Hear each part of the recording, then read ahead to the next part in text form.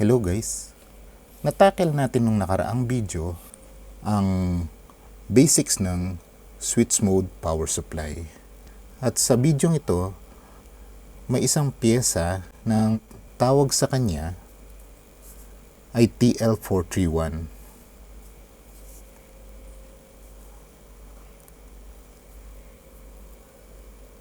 Isa itong precision programmable reference o adjustable shunt regulator. Sa video ito, ituturo ko kung paano siya itest. Pero bago natin itest, magbibigay muna ako ng maiksing introduction.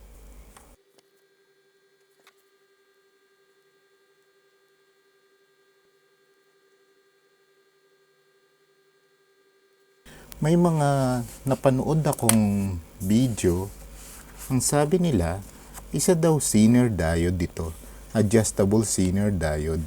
Nag-research ako sa internet, wala akong makitang documents o schematic diagram na Zener diode nga siya. Marami akong nakita na maganda daw siyang replacement for Zener diode. At based sa manual niya, pwede daw siyang gawing Zener replacement.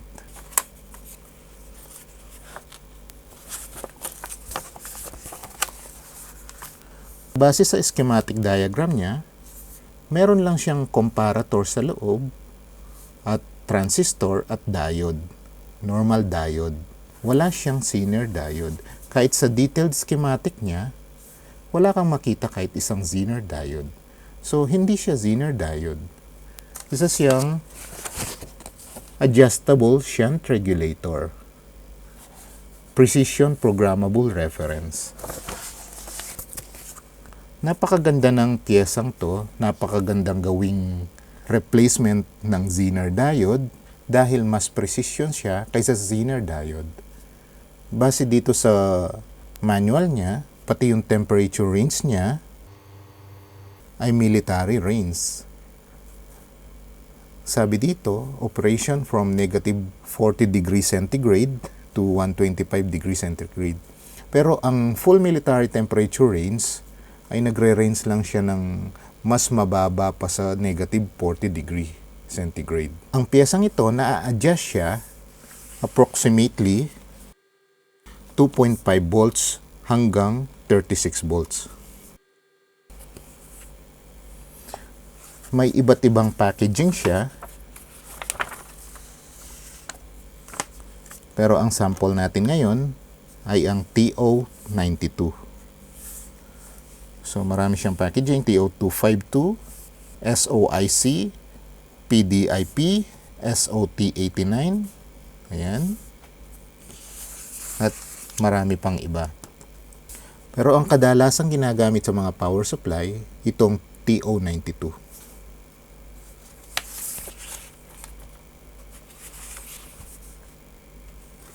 So, bali ito yung simplified schematic niya. Kadalasan, sa mga power supply, ginagamit siya as shunt regulator. So, bali ito yung formula niya.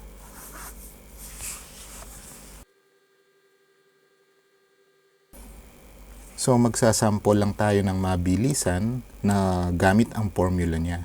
Pero, yung details nito, sa susunod na video niya dahil ang video na to nakafocus kung paano siya itest. So mabilisan lang, magdodraw ako ng diagram niya.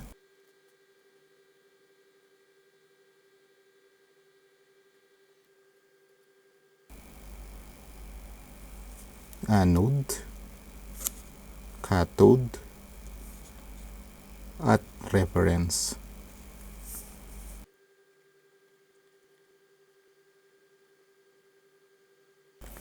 So, ganito yung TO229 na packaging.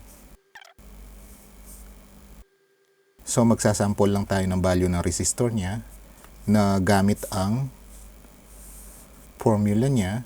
Bali, Vout is equals to bracket 1 plus R over R2. And then, multiply sa B reference. So, for example, 500 ohms, 500 ohms para mas madaling i-calculate. Yan. So, si R1, 500 ohms. Si R2, 500 ohms din. Ang B reference natin ay 2.5 volts. 500 ohms divided by 500 is equals to 1.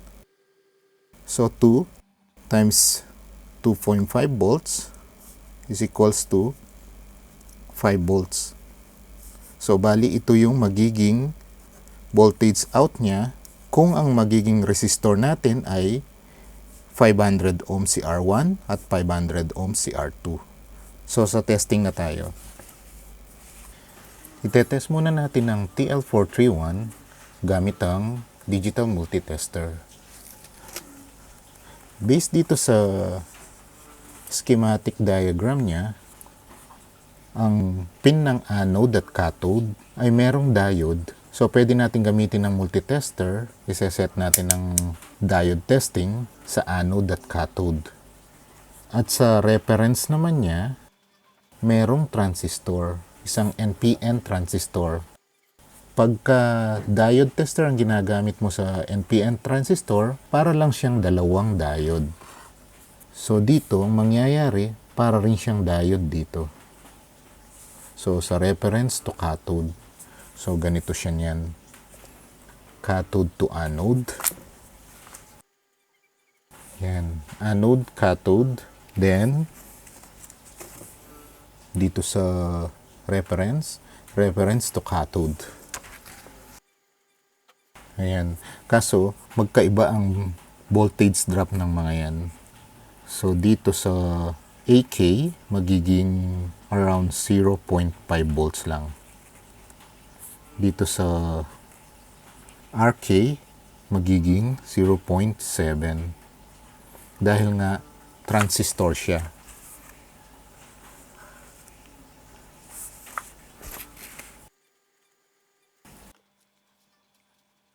So, dito sa reference at cathode, para kang nagme-measure ng base to collector.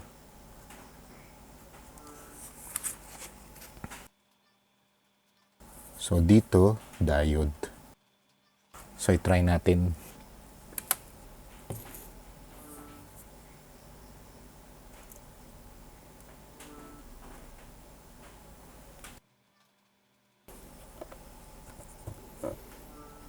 Diode test.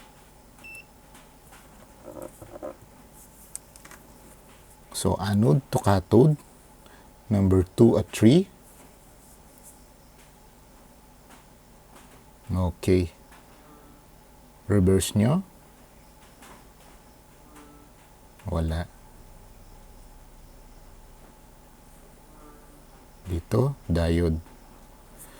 Tapos, reference to cathode. Ayun, 0.7. Kasi para kang nagsusukat ng base to collector ng transistor. Okay. Okay. Reverse. Wala. Wala. Okay. Pati sa reference at anode, may mariread ka pa rin. Ayan. Para rin siyang diode. Nasa gitna siya ng diode at transistor. Pag ni-reverse mo, ayun, wala rin. So, ganito siya.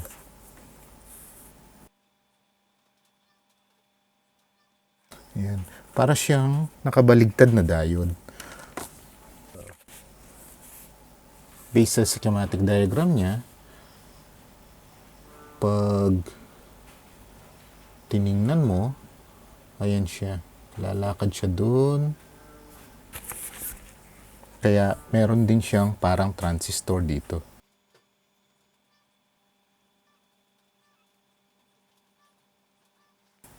So, may nakasiris siyang transistor at resistors sa loob ng schematic diagram niya. So, ulitin natin.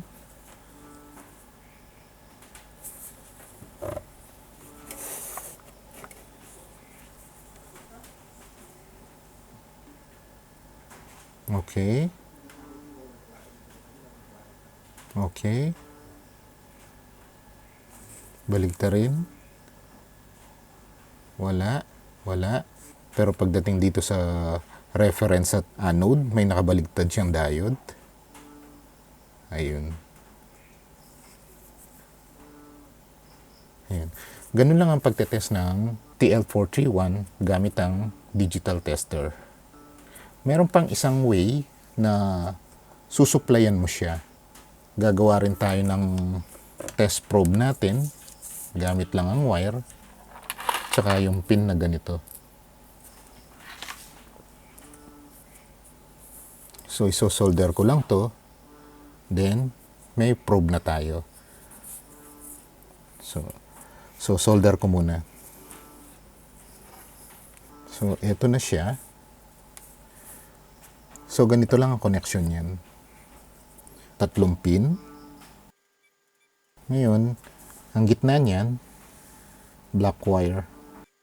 Then, ang isang gilid, red wire. Ang ginawa ko dito, naka-jumper lang yan. Yan. Parang ang sagwang tignan. So, diretso na lang yan.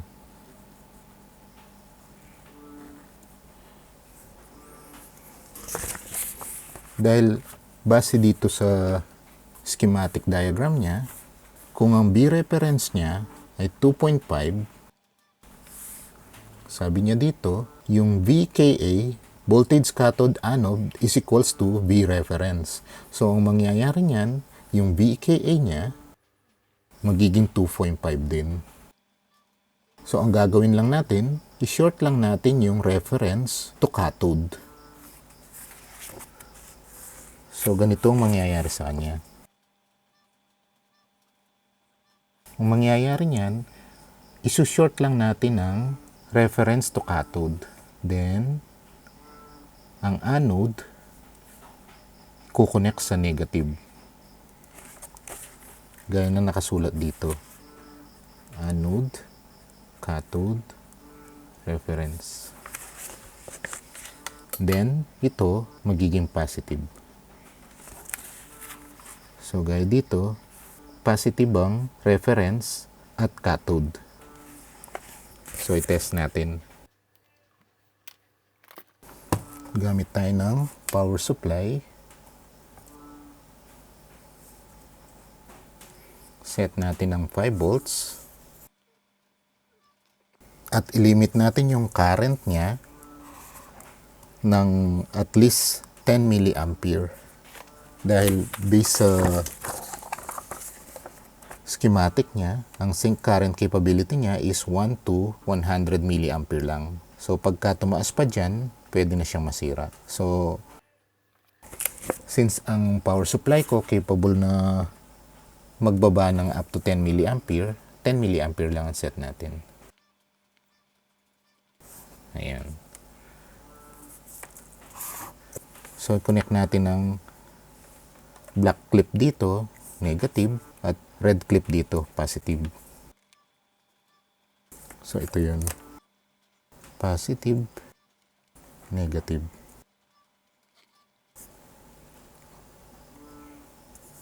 So, pag sinort natin yan, ayun, meron lang tayong around 8 milliamps. Mababa lang. So, itry natin. So, i-expect natin na magbo-voltage drop tayo ng 2.5 volts.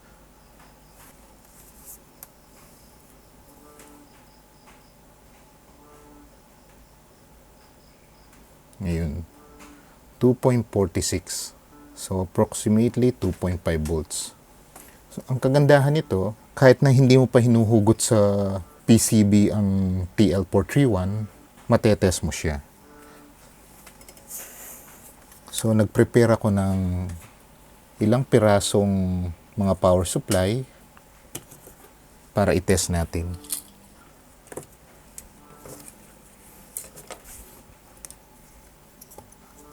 Okay.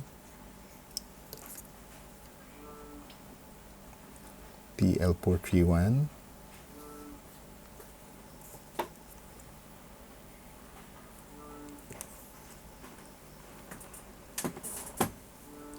2.47.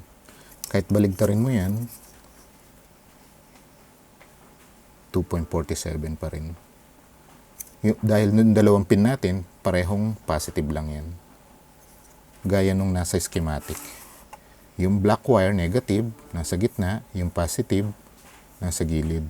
So, isinet ko yung power supply ko ng 5 volts, 10 milliampere.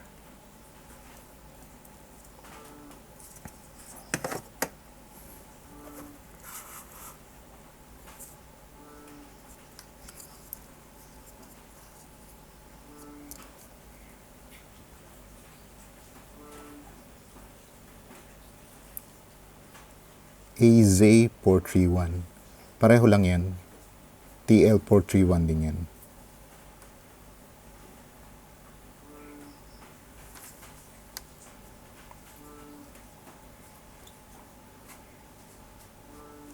Ayan. 2.47.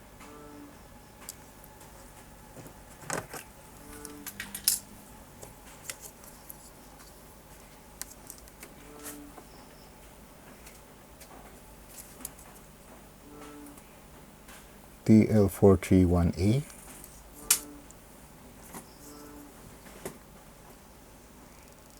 $2.46.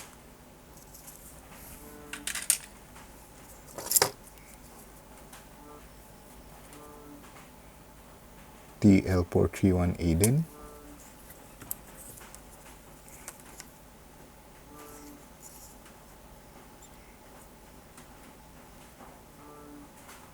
$2.47. Last, ito yung ginamit natin dun sa isang video ko.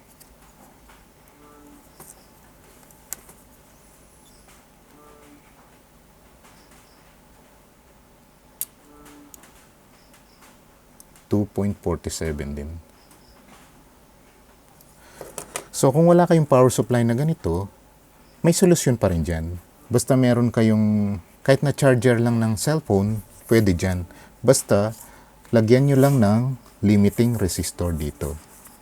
So, ang mangyayari niyan, kung ito sa power supply ko, so, ang mangyayari niyan, lagyan nyo lang ng resistor dito. Then, 5 volts from charger, from phone charger. Ang resistor ay 1K. Ngayon, maglalagay nga lang kayo ng voltmeter dito. Connect nyo yung black prob ng voltmeter sa negative at connect nyo yung positive ng voltmeter sa positive after ng resistor. So ito, pwede ng mas mataas na current to kasi ililimit na ng resistor ang current na papasok sa kanya. So pwede na siyang 1 amp to 3 amps. Yan. So itry natin. So assuming ito pa rin, set natin ang current ng 2 amps. Okay. So, ngayon, pag sinort mo yan, 2 amps na yan. Ayan. Kaya dapat, lagyan mo na ng limiting current resistor. So, lalagay natin ang 1K na resistor. Series natin dito. Sa positive.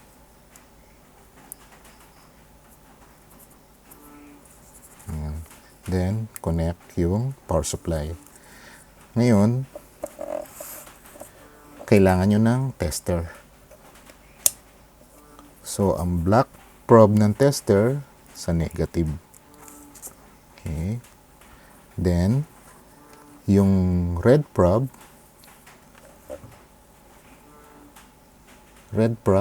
after ng resistor from phone charger. Dito siya ilalagay. Hindi dito. Dito dapat. So, dito siya ilalagay. Okay. So, ganun din ang magiging result niyan. So, i-test natin.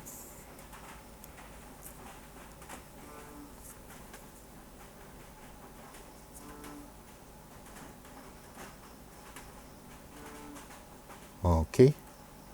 Same result. 2.48. Yung nasa board.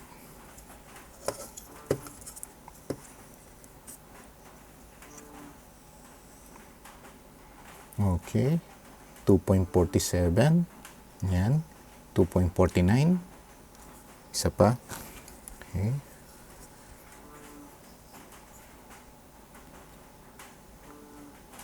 $2.48. Ayun. Ganun lang kadali mag-test ng TL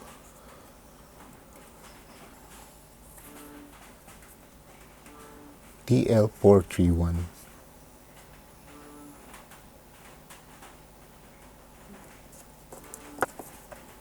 Okay po. Sana po may natutunan kayo sa video ito at sana po makatulong sa inyo. Kung nagustuhan niyo po ang video, click nyo na lang po ang like. Yung mga hindi pa po nagsasubscribe, subscribe na rin po. At pakiclick na rin po yung notification bell para updated po kayo sa susunod na video ko. Thank you po.